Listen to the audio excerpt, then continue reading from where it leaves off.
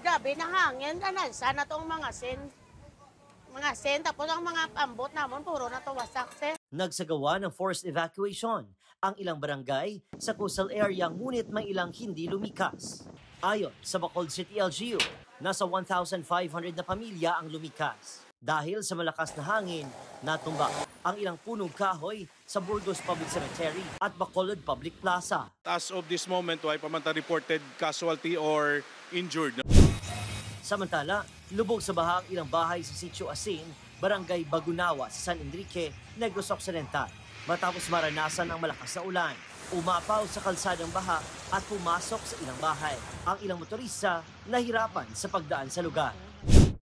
Halos abot na ng baha ang bubong ng ilang bahay sa barangay crossing sa bayan ng Moises Padilla.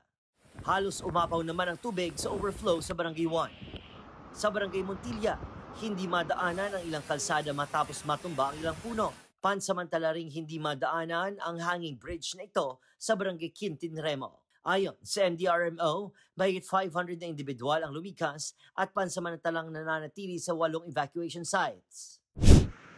Samantala, nilipad ng malakas na hangin ang ilang bubong sa Victoria City. May ilang kalsadang hindi na madaanan dahil sa natumbang mga puno.